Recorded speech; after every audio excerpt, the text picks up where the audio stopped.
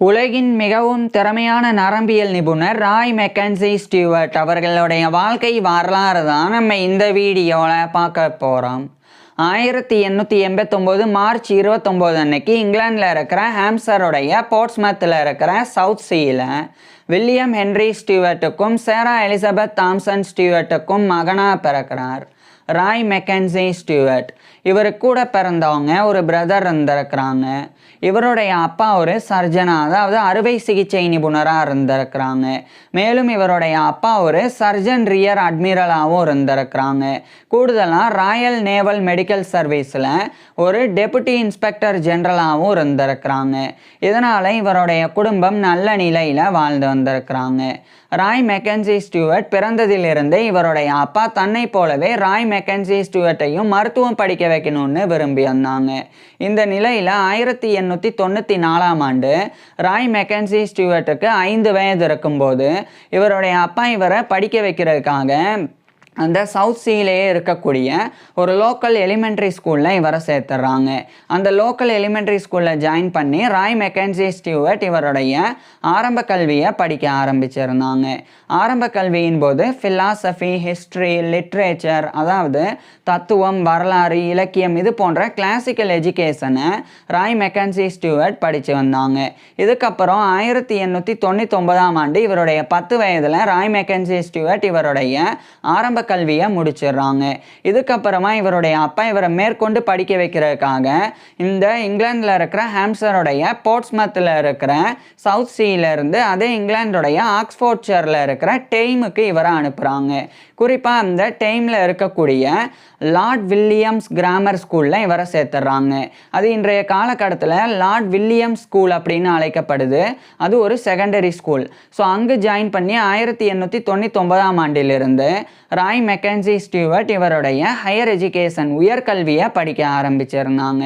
உயர்கல்வியின் போது கிரீக் லாங்குவேஜையும் லட்டின் லாங்குவேஜையும் ராய் மெக்கன்சி ஸ்டூவர்ட் கற்றுக்கிட்டு வந்தாங்க.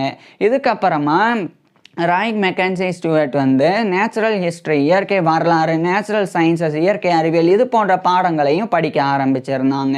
நேச்சுரல் ஹிஸ்ட்ரி அப்படின்றது பிளான்ட்ஸ் அண்ட் அனிமல்ஸ், தாவரங்கள் மற்றும் விலங்குகள் குறித்து படிக்கிறது. அதாவது பாட்டனி, தாவரவியல், ஜுவாலஜி, விலங்கியல், இந்த 2 பாடங்கள் உள்ளடங்கியது நேச்சுரல் ஹிஸ்ட்ரி. அதே சமயம் நேச்சுரல் சயின்சஸ், இயற்கை அறிவியல் அப்படின்றது ஃபிசிக்கல் வேர்ல்டு சம்மந்தமாக படிக்கிறது.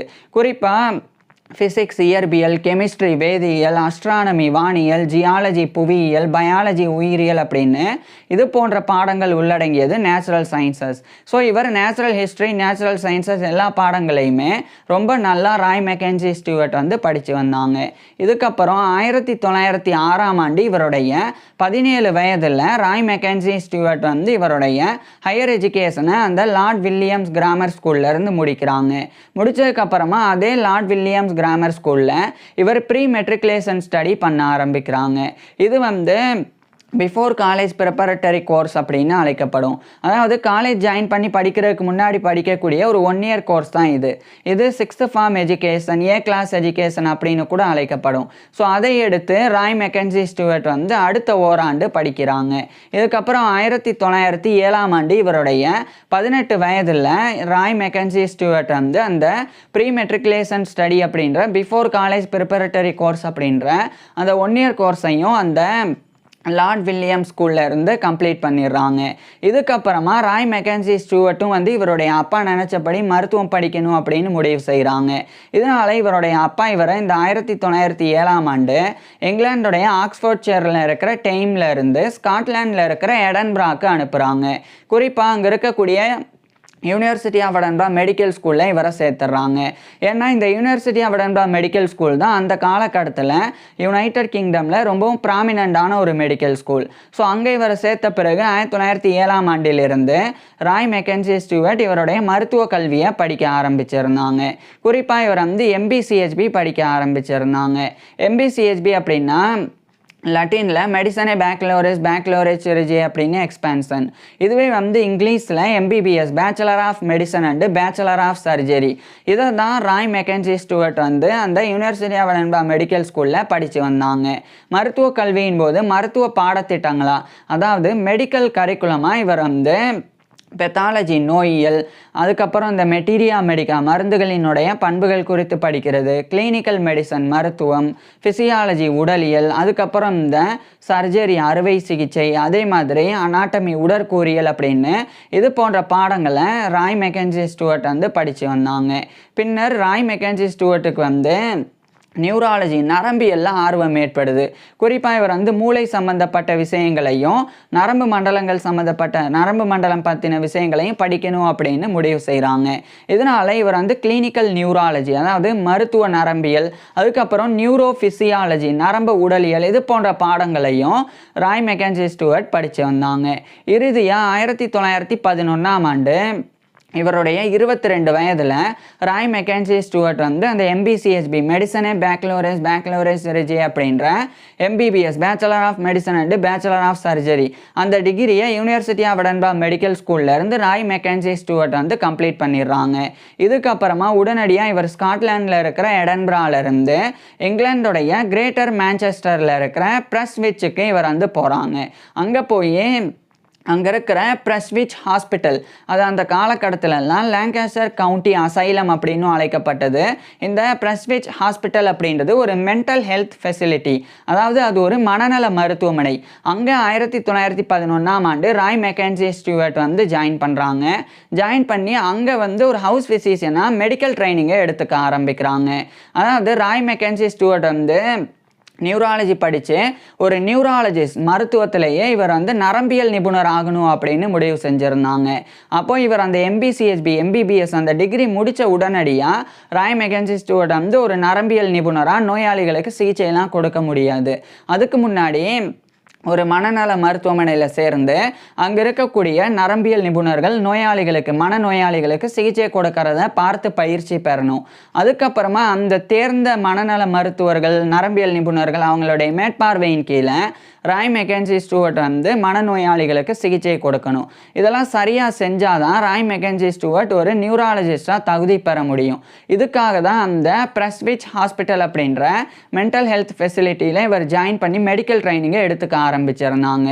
மேலும் அதே கிரேட்டர் மான்செஸ்டரில் இருக்கிற University of Manchester Medical School அங்கே இவர் ஜாயின் பண்ணி டிப்ளமோ இன் சைக்கலாஜிக்கல் மெடிசன் அதை வந்து படிக்கவும் ஆரம்பிக்கிறாங்க. ஸோ உளவியல் மருத்துவத்தில் டிப்ளமோ பண்ண ஆரம்பிக்கிறாங்க. இந்த டிப்ளமோ இன் சைக்கலாஜிக்கல் மெடிசன் அப்படின்றது DPM அப்படின்னு சாட்டா அழைக்கப்படும். ஸோ அதை இவர் வந்து இந்த காலகட்டத்தில் தொடர்ந்து பண்ண ஆரம்பிக்கிறாங்க. அதுக்கப்புறம் பிரஸ்விச் ஹாஸ்பிட்டலில் ராய் மெக்கன்சி ஸ்டூவர்ட் வந்து இவருடைய மருத்துவ பயிற்சியெல்லாம் முடிச்சுட்டு ஒரு நியூராலஜிஸ்டாக தகுதியும் பெறாங்க. அதுக்கப்புறம் 1914ஆம் ஆண்டு இவருடைய 25 வயதில் அந்த டிப்ளமோ இன் சைக்கலாஜிக்கல் மெடிசன் அப்படின்ற DPM அதை யூனிவர்சிட்டி ஆஃப் மான்செஸ்டரில் இருந்து ராய் மெக்கன்சி ஸ்டூவர்ட் வந்து கம்ப்ளீட் பண்ணிடுறாங்க. இதுக்கப்புறமா ராய் மெக்கன்சி ஸ்டூவர்ட் வந்து தொடர்ந்து அந்த பிரஸ்விச் ஹாஸ்பிட்டலில் ஒர்க் பண்ணாங்க. இந்த நிலையில் இந்த 1914ஆம் ஆண்டு தான் ஃபஸ்ட்டு வேர்ல்டு வார் முதல் உலகப்போர் தொடங்குது. முதல் உலகப்போர் தொடங்கியதன் பிறகு நிறைய மருத்துவர்கள், விஞ்ஞானிகள், மனநோயாளிகள், அதுக்கப்புறம் நரம்பியல் நிபுணர்கள் அப்படின்னு பல பேர் வந்து ராயல் ஆர்மி மெடிக்கல் கோர்ப்பில் ஜாயின் பண்ணாங்க. ராயல் ஆர்மி மெடிக்கல் கோர்ப் அப்படின்றது ஒரு இராணுவ மருத்துவ படைப்பிரிவு. இது வந்து இராணுவத்தில் போர் புரியக்கூடிய இராணுவ வீரர்கள் அவங்களுக்கு ஏற்படக்கூடிய நோய்கள், அவங்களுக்கு ஏற்படக்கூடிய காயங்கள், அதுக்கு சம்மந்தப்பட்ட மருத்துவ சேவை கொடுக்கறதுக்காக உருவாக்கப்பட்டது தான் இந்த ராயல் ஆர்மி மெடிக்கல் கோர்ப் அப்படின்ற இராணுவ மருத்துவ படைப்பிரிவு.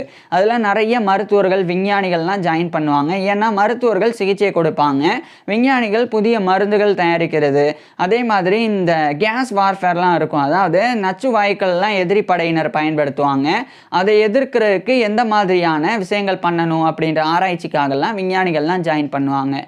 ஸோ அது மாதிரி 1915 மே மாதம் இவருடைய 26 வயதில் ராய் மெக்கன்சி ஸ்டூவர்ட் வந்து ராயல் ஆர்மி மெடிக்கல் கோர்ப் அப்படின்ற RAMC அதில் இவர் ஒரு கன்சல்டிங் நியூராலஜிஸ்ட் அப்படின்ற ஆலோசனை நரம்பியல் நிபுணராக ஜாயின் பண்ணுறாங்க. உடனடியாக இவர் வந்து பிரான்ஸுக்கு அனுப்பப்பட்டாங்க. அங்கே போர் நடக்கும்போது அங்கே இவர் வந்து ஒரு நியூராலஜிஸ்டாக ஒர்க் பண்ணாங்க.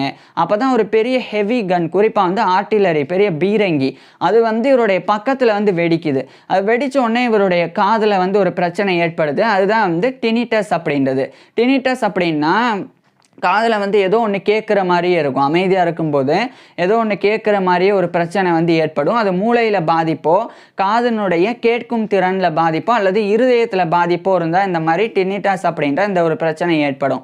ஸோ இவருக்கு அந்த சவுண்டு பயங்கரமாக வெடிச்சனால இவருடைய காதுகளில் பிரச்சனை ஏற்படுது. அதனால இந்த டினிட்டஸ் வந்து ஏற்படுது.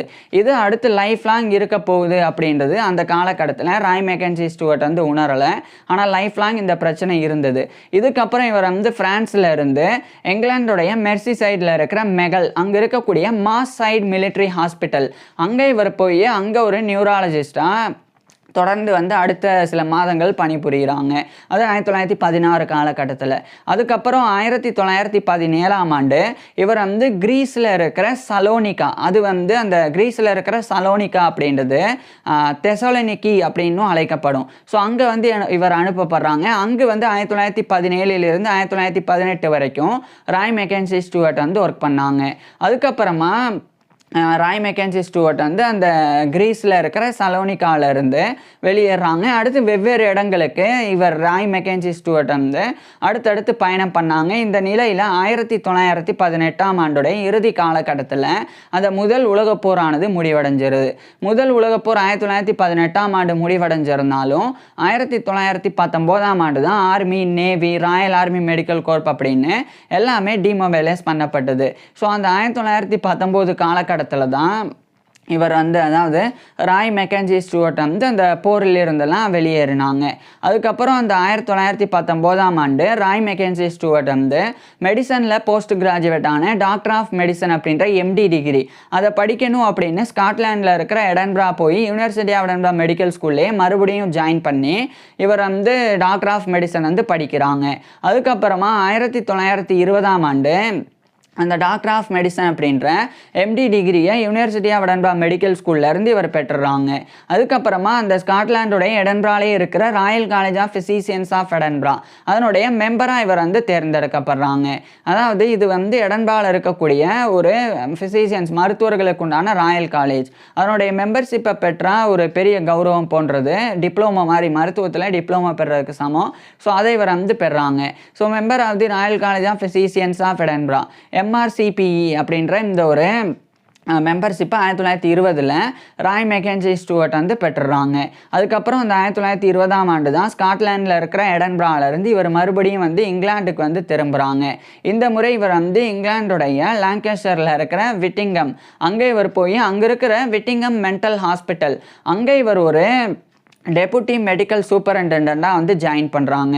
ஸோ ஜாயின் பண்ணி ஒர்க் பண்ண ஆரம்பிக்கிறாங்க. அப்போ தான் இவர் வந்து கார்பன் டை ஆக்சைடு பாய்சனிங் மூலமாக மூளையில் ஏற்படக்கூடிய பாதிப்பு அது குறித்து இவர் வந்து ரிசர்ச் பண்ண ஆரம்பிக்கிறாங்க. அது குறிப்பாக இவர் வந்து ஹிஸ்டோபெத்தாலஜி ரிசர்ச் பண்ணாங்க. அதாவது ஹிஸ்டாலஜி அப்படின்றது வந்து திசுக்கள் பற்றின ஆய்வு, குறிப்பாக நம்மளுடைய உடலில் இருக்கக்கூடிய டிஷ்யூஸ், திசுக்கள் அதை வந்து மைக்ரோஸ்கோப் நுண்ணோக்கி பயன்படுத்தி ரிசர்ச் பண்ணுறது தான் ஹிஸ்டாலஜி அப்படின்றது. அதே சமயம் ஹிஸ்டோபெத்தாலஜி அப்படின்னா இப்போ பெத்தாலஜி அப்படின்றது நோயியல், நோய் கிருமிகள் ஏற்படுத்தக்கூடிய நோய்கள், அந்த நோயினால் ஏற்படக்கூடிய திசுக்கள் ஏற்படக்கூடிய தன்மைகள் அது குறித்து படிக்கிறது பெத்தாலஜி. ஸோ ஹிஸ்டோபெத்தாலஜி அப்படின்றது வந்து திசுக்களினுடைய நோயுற்ற தன்மை குறித்து படிக்கிறது தான். ஸோ அதை மைக்ரோஸ்கோப் வச்சு பயன்படுத்தி படிக்கிறது. ஸோ அப்படி ராய் மெக்கன்சி ஸ்டூவர்ட் வந்து 1920ஆம் ஆண்டில் மூளையில் கார்பன் டை ஆக்சைடு பாய்சனிங் மூலமாக அந்த மூளையில் உள்ள திசுக்களில் எந்த மாதிரியான பாதிப்புகள் ஏற்படுது அப்படின்னு ராய் மெக்கன்சி ஸ்டூவர்ட் வந்து ரிசர்ச் பண்ணாங்க. அந்த ரிசர்ச் பண்ணது மட்டும் இல்லாமல் அந்த 1920ஆம் ஆண்டு ஆகஸ்ட் மாதம் a contribution to the histopathology of carbon dioxide poisoning அப்படின்ற டைட்டிலில் ஒரு ரிசர்ச் ஒர்க்கை எழுதி இவர் வந்து வெளியிட்டாங்க 1920ஆம் ஆண்டு. அதுக்கப்புறமா தொடர்ச்சி அந்த விட்டிங்கம் ஹாஸ்பிட்டல் அங்கே வந்து தொடர்ந்து அது வந்து ஒரு சைக்கியாட்ரிக் ஹாஸ்பிட்டல், மனநல மருத்துவமனையாக இருந்தது.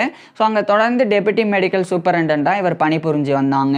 இதுக்கப்புறம் 1922ஆம் ஆண்டு அந்த இங்கிலாந்துடைய ஒரு முக்கியமான ஒரு இடம், அதாவது அந்த இங்கிலாந்துடைய ஹார்ட்ஃபோர்ட்ஷையர் அங்கே இருக்கக்கூடிய லீவ்ஸ்டன் அப்படின்ற இடம், அங்கே வந்து லீவ்ஸ்டன் மென்டல் ஹாஸ்பிட்டல் அப்படின்னு ஒரு மனநல மருத்துவமனை இருந்தது, மென்டல் ஹெல்த் ஃபெசிலிட்டி இருந்தது. ஸோ அங்கே இவருக்கு வந்து மெடிக்கல் சூப்பரிண்டெண்டன்ட் அப்படின்ற பதவியை 1922 கிடைக்குது. ஏற்கனவே இவருக்கு வந்து விட்டிங்ஹாம் ஹாஸ்பிட்டலில் ஒரு டெபுட்டி மெடிக்கல் சூப்பரிண்டெண்ட்டாக ஒரு துணை மெடிக்கல் சூப்பரிண்டெண்ட்டாக இருக்கிறாங்க. இப்போ வந்து ஒரு ஃபுல்லாக ஒரு மெடிக்கல் சூப்பரிண்டெண்ட் அப்படின்ற பதவி இவருக்கு லீவ்ஸ்டன் ஹாஸ்பிட்டலில் கிடைக்குது. இதனால் இவர் வந்து விட்டிங்ஹாம் ஹாஸ்பிட்டலில் இருந்து வெளியேறி அந்த இங்கிலாந்துடைய லாங்கஷயரில் இருக்கிற விட்டிங்ஹாமில் இருந்து அதே இங்கிலாந்துடைய ஹார்ட்ஃபோர்ட்ஷயரில் இருக்கிற அந்த லீவ்ஸ்டனுக்கு வந்து இவர் போய் லீவ்ஸ்டன் ஹாஸ்பிட்டலில் இவர் 1922 மெடிக்கல் சூப்பரிண்டெண்ட்டாக ஜாயின் பண்ணுறாங்க. அதுக்கப்புறம் 1923ஆம் ஆண்டு இவருடைய 34 வயதில் ராய் மெக்கன்சி ஸ்டூவர்ட் வந்து ஒரு பெண்ணை வந்து திருமணம் பண்ணிக்கிறாங்க. ஆக்னஸ் மார்ட் ஸ்டெர்லிங் அப்படின்னு.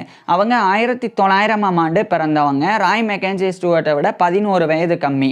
ஸோ அவங்களுக்கு திருமணத்தின் போது 23 வயதும் இவருக்கு 34 வயதும் இருந்தது. இதுக்கப்புறம் ராய் மெக்கன்சி ஸ்டூவர்ட்டுக்கும் இவருடைய மனைவியான ஆக்னஸ் மார்ட் ஸ்டெர்லிங் ஸ்டூவர்ட் இவங்க 2 பேருக்கும் 2 ஆண் குழந்தைகள் 2 பெண் குழந்தைகள் அப்படின்னு மொத்தமாக 4 குழந்தைகள் பிறந்தது. இது ராய் மெக்கன்சி ஸ்டூவர்ட்டோடைய பர்சனல் லைஃப் தனிப்பட்ட வாழ்க்கையாக இருந்தது. இது ஒரு பக்கம் இருக்கு. 1925 காலகட்டத்தில் இவர் வந்து மெடிக்கல் சூப்பரிண்டெண்டாக அந்த லீவ்ஸ்டன் ஹாஸ்பிட்டலில் பல முன்னேற்றங்களை ஏற்படுத்தினாங்க.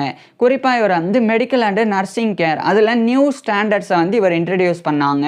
அது மட்டும் இல்லாமல் ஒரு ரெஜிமெண்ட்ஸையும் இவர் வந்து படைப்பிரிவினையும், அதாவது ரெஜிமெண்ட்ஸ் அப்படின்றது ஒரு படைப்பிரிவு, ஸோ அது மாதிரி ஒன்று லீவ்ஸ்டன் ஹாஸ்பிட்டலில் இவர் வந்து உருவாக்கினாங்க.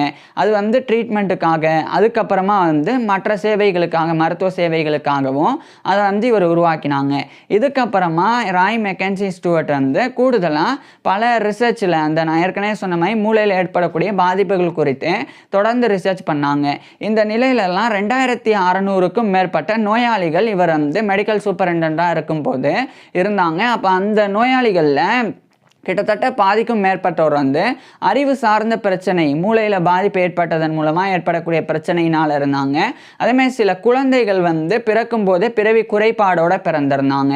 ஸோ அப்பேற்பட்ட குழந்தைகள், அப்பேற்பட்ட நோயாளிகள்லாம் இறந்தும் போனாங்க. அப்படி இறந்து போன பிறகு நேரடியாக ராய் மெக்கன்சி ஸ்டூவர்ட்டே வந்து போஸ்ட்மார்ட்டம் பண்ணாங்க. பிரேத பரிசோதனை பண்ணி ஹிஸ்டோபெத்தாலஜி ஸ்டடீஸை மேற்கொண்டாங்க. உடல் திசுக்களை மைக்ரோஸ்கோப் பயன்படுத்தி ரிசர்ச் பண்ணி எந்த நோயினால் இவங்க இறந்து போனாங்க, அதுக்கு என்ன காரணம் அப்படின்னுலாம் ரொம்ப நுணுக்கமாக ராய் மெக்கன்சி ஸ்டூவர்ட் வந்து ரிசர்ச் பண்ணாங்க.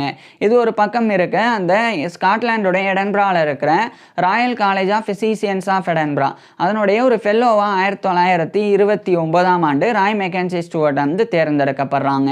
இதுக்கு முன்னாடி ஒரு விஷயம், ராய் மெக்கன்சி ஸ்டூவர்ட் வந்து ஒரு ரேரான ஒரு மெடிக்கல் கண்டிஷனை இவர் வந்து டிஸ்கிரைப் பண்ணுறாங்க, கண்டறிஞ்சு. அதுதான் வந்து இந்த மண்டை ஓடு, தலையில் இருக்க மண்டை ஓடினுடைய முற்பகுதியில் இருக்கிற எலும்புகள் அது வந்து பயங்கரமாக கடினமாகி அதற்கப்புறம் உடல் பருமன் வந்து அதிகரிக்கும், தலைவலி ஏற்படும். அதே மாதிரி ஹார்மோன் இன்பேலன்ஸ், உடலில் ஏற்படக்கூடிய ஹார்மோன் இன்பேலன்ஸ் வந்து அதிகரிக்கும். அதுக்கப்புறமா வந்து மெட்டபாலிசம், இந்த வளர்சிதை மாற்றம், அதுலேயும் மாற்றம் ஏற்பட்டு பல வியாதிகளை ஏற்படுத்தக்கூடிய ஒரு ரேரான ஒரு மெடிக்கல் கண்டிஷன். அதை ராய் மெக்கன்சி ஸ்டூவர்ட் வந்து 1928 முழுமையாக வந்து விளக்குறாங்க. இதை இவர் வந்து விளக்கும்போது இவரை போலவே இவருக்கு முன்னாடியே இட்டாலியை சேர்ந்த ஜியோவானி மெட்டிஸ்டா மோர்காக்னி அப்படின்னு சொல்லி ஒரு ஆராய்ச்சியாளர், ஒரு மருத்துவர், அவர் அதை ஓரளவுக்கு வந்து விளக்கியிருந்தாங்க. அதே மாதிரி சுவிட்சர்லாந்தை சேர்ந்த ஒரு சைக்கியாட்ரிஸ்ட், ஒரு மனநல மருத்துவரான ஃபெர்டினாண்ட் மொரல் அப்படின்றவர், அவருமே இந்த ஒரு கண்டிஷனை விளக்கியிருந்தாங்க. ஸோ இந்த 3 பேரும் வந்து விளக்கினால 1928 அது வந்து முழுமை அடைஞ்சது அதனுடைய விளக்கம். அதாவது ஃபஸ்ட்டு ஜியோவானி பெட்டிஸ்டா மோர்காக்னி அவர் ஆரம்பத்தில் அதை ஓரளவுக்கு விளக்கினாங்க. அதுக்கப்புறம் ஃபெர்டினாண்ட் மொரல் அப்படின்றவர் அதை கொஞ்சம் மேம்படுத்தினாங்க அந்த விளக்கத்தை. அதை முழுமைப்படுத்தினது வந்து ராய் மெக்கன்சி ஸ்டூவர்ட். ஸோ அந்த 3 பேருடைய கான்ட்ரிபியூஷன் இருக்கிறனால அந்த ரேரான மெடிக்கல் கண்டிஷனுக்கு இவங்க 3 பேருடைய சர்நேம் எடுத்து அதை வந்து மோர்காக்னி ஸ்டூவர்ட் மொரேல் அப்படின்னு சொல்லி, அதாவது மோர்காக்னி ஸ்டூவர்ட் மொரேல் சிண்ட்ரோம் அப்படின்னு இவங்களுடைய 3 பேருடைய பேர்னால அதை வந்து பெயரிடப்பட்டது. ஸோ அதை அந்த ஒரு ரேரான மெடிக்கல் கண்டிஷனை ஃபஸ்ட்டு அந்த ஜியோவானி மோர்காக்னி கண்டறிஞ்சாங்க. அதுக்கப்புறம் ராய் மெக்கன்சி ஸ்டூவர்ட்டும் ஃபெர்டினாண்ட் மொரல் இவங்க வந்து அந்த டிஸ்கிரிப்ஷன் கொடுத்தாங்க கம்ப்ளீட்டாக, இந்த நோய் வந்து எப்படி ஏற்படுது, அது வந்து எப்படி மண்டை ஓட்டை வந்து வலுவாக்குது, அதன் மூலமாக தலைவலி ஏற்படுறது, நம்மளுடைய உடல் எடை அதிகரிக்கிறது, ஹார்மோன் இன்பேலன்ஸ் நடக்கிறது அப்படின்னு அதெல்லாத்தையுமே வந்து விளக்கினாங்க. அதுக்கப்புறம் தான் 1929 Royal College of Physicians of எடன்பராவுடைய ஒரு ஃபெல்லோவாக ராய் மெக்கன்சி ஸ்டூவர்ட் தேர்ந்தெடுக்கப்பட்டாங்க. ஃபஸ்ட்டு மெம்பராக 1920 தேர்ந்தெடுக்கப்பட்டாங்க. இப்போ ஃபெல்லோவாக இவர் தேர்ந்தெடுக்கப்பட்டாங்க. So fellow of the Royal College of Physicians of Edinburgh FRCPE அப்படின்ற இந்த ஒரு பட்டத்தை கௌரவத்தை 1929ஆம் ஆண்டு இவர் ராய் மெக்கன்சி ஸ்டூவர்ட் வந்து பெறாங்க. அதுக்கப்புறம் 1930 காலகட்டத்தில் வில்லியம் ராஸ் ஆஸ்பி அப்படின்ற ஒரு ஆராய்ச்சியாளர், அவர் மருத்துவரும் கூட, நரம்பியல் நிபுணரும் கூட, அவர் கூட இணைஞ்சு ராய் மெக்கன்சி ஸ்டூவர்ட் வந்து ஒரு முக்கியமான ரிசர்ச் ஒர்க்கை வந்து பண்ணுறாங்க. அது வந்து இருதயம் சார்ந்த ரிசர்ச் ஒர்க்கு. அது 1931ஆம் ஆண்டு ஏப்ரல் மாதம் அதை வந்து ஆஞ்சியோமா ஆர்டீரியல் ரேஸ்மோசம் அப்படின்னு சொல்லி angioma arterial racemosum in and occlusal brain a clinical and pathological report அப்படின்ற டைட்டில் 1931 ஏப்ரலில் இவங்க 2 பேரும் எழுதி அதை வெளியிடுறாங்க. அதுக்கப்புறமா 1933 ஏப்ரல் மாதம் அப்போ வந்து இதே மாதிரி ஒரு ஒர்க்கை வந்து இவங்க வந்து பண்ணுறாங்க. சைஸ் இன் மென்டல் டெஃபிஷியன்சி அப்படின்னு அந்த ஒரு ஒர்க்கை 1933 ஏப்ரல் மாதம் ராய் மெக்கன்சி ஸ்டூவர்ட்டும் அந்த வில்லியம் ராஸ் ஆஸ்பி 2 பேரும் இணைஞ்சு வெளியிடுறாங்க. இதுக்கப்புறமா ராய் மெக்கன்சி வந்து இந்த டியூபரஸ் ஸ்க்ளரோசிஸ் அதனால் ஏற்படக்கூடிய பாதிப்புகள் அது வந்து எந்தெந்த ஃபார்ம்ஸில் இருக்குது அப்படின்னு, அதாவது எந்தெந்த வடிவத்துலலாம் அந்த டியூபரஸ் ஸ்க்ளரோசிஸ் அப்படின்ற நோய் இருக்குது அப்படின்னுலாம் ராய் மெக்கன்சி ஸ்டூவர்ட் வந்து ரிசர்ச் பண்ணாங்க. அதுக்கப்புறமா 1935ஆம் ஆண்டு ராய் மெக்கன்சி ஸ்டூவர்ட் 1935 ஜூலை 13 அன்னைக்கு an atypical form of tuberous sclerosis report of a case அப்படின்னு சொல்லி 1935 ஜூலை 13 அன்னைக்கு ராய் மெக்கன்சி ஸ்டூவர்ட் இந்த ஒரு ஒர்க்கை வெளியிட்டாங்க. அதுக்கப்புறமா இங்கிலாந்துடைய லண்டனில் இருக்கிற Royal College of Physicians of London அதனுடைய ஒரு மெம்பராக 1936ஆம் ஆண்டு ராய் மெக்கன்சி ஸ்டூவர்ட் வந்து தேர்ந்தெடுக்கப்படுறாங்க. அதாவது ஏற்கனவே ராய் மெக்கன்சி ஸ்டூவர்ட் வந்து Royal College of Physicians of Edinburgh ஸ்காட்லாண்டில் இருக்கிற எடன்பராவில் இருக்கக்கூடிய அதனுடைய மெம்பராகவும் ஃபெல்லோவாகவும் தேர்ந்தெடுக்கப்பட்டாங்க. இப்போ இங்கிலாந்துடைய லண்டனில் இருக்கிற Royal College of Physicians of லண்டனுடைய மெம்பராக 1936ஆம் ஆண்டு இவர் தேர்ந்தெடுக்கப்படுறாங்க. So member of the Royal College of Physicians MRCP அப்படின்ற மெம்பர்ஷிப் 1936 ராய் மெக்கன்சி ஸ்டூவர்ட் பெறாங்க. இதுக்கப்புறமா ராய் மெக்கன்சி ஸ்டூவர்ட் வந்து இன்னும் கூடுதலாக பல்வேறு ரிசர்ச்லாம் பண்ணாங்க. குறிப்பாக இவர் வந்து ஆர்இனன்செஃபிலி அப்படின்னு சொல்லி ஒரு புக்கு 1939 அக்டோபர் மாதம் ராய் மெக்கன்சி ஸ்டூவர்ட் வெளியிட்டாங்க. அந்த 1939ஆம் ஆண்டு தான் செகண்ட் வேர்ல்ட் வார் 2ஆம் உலகப் போரானது தொடங்குது. 2ஆம் உலகப் போர் தொடங்கிய பிறகு இந்த லீவ்ஸ்டன் ஹாஸ்பிட்டல் அவங்க தரப்பிலிருந்து ராய் மெக்கன்சி ஸ்டூவர்ட் வந்து 600க்கும் மேற்பட்ட கிட்டத்தட்ட 650 படுக்கைகள் கொண்ட ஒரு வார் எமர்ஜென்சி ஹாஸ்பிட்டலை ராய் மெக்கன்சி ஸ்டூவர்ட் வந்து உருவாக்கினாங்க. அப்போ ராய் மெக்கன்சி ஸ்டூவர்ட் தான் அந்த வார் எமர்ஜென்சி ஹாஸ்பிட்டல் உருவாக்குறதுக்கு ஒரு லீடிங் பொசிஷனில் இருக்கிறவர். இவர் வந்து மற்றவங்களை வேலை வாங்குறது மட்டும், அதாவது இன்ஸ்ட்ரக்ஷன் மட்டும் கொடுக்காம ஆக்ஷன் ராய் மெக்கன்சி ஸ்டூவர்ட்டை ஈடுபட்டாங்க. இது வந்து மற்ற மருத்துவர்களுக்கு பெரிய ஒரு விஷயமா பார்க்கப்பட்டது. ஏன்னா இவர் வந்து சொல்லக்கூடிய இடத்துல இருந்தாங்க இதெல்லாம் பண்ணுங்க அப்படின்னு. ஆனால் நேரடியாக இவரும் வந்து சொல்கிறது மட்டும் இல்லாமல் ராய் மெக்கன்சி ஸ்டூவர்ட்டும் செஞ்சாங்க. அது பெரிய விஷயமா இருந்தது. அதுக்கப்புறம் 1940 காலகட்டத்தில் 600க்கும் மேற்பட்ட அந்த படுக்கைகள் 800க்கும் மேற்பட்ட படுக்கைகளாக வந்து மாறுது. அதுக்கப்புறம் கிட்டத்தட்ட 4000 படுக்கைகள் வந்து அதுக்கு வந்து ஏற்படுது. 4000 படுக்கைகளை மெடிக்கல் சூப்பரண்டண்டாக இருந்து மேற்பார்வையிடக்கூடிய அந்த பொறுப்பு ராய் மெக்கன்சி ஸ்டூவர்ட்டுக்கு கிடைக்குது. ஸோ இந்த 2ஆம் உலகப் போர் வந்து நடக்கும்போது இராணுவ வீரர்கள் காயமடையும் போது இந்த 4000 படுக்கைகள் கொண்ட மருத்துவமனையில் அனுமதிக்கப்படுவாங்க. அப்போ ராய் மெக்கன்சி ஸ்டூவர்ட் தான் அத்தனை பேரையுமே மேனேஜ் பண்ணணும். அப்பேற்பட்ட சூழ்நிலை வந்து இவருக்கு ஏற்பட்டது. இது வந்து பெரிய கடினமான ஒரு வேலையாக இருந்தது.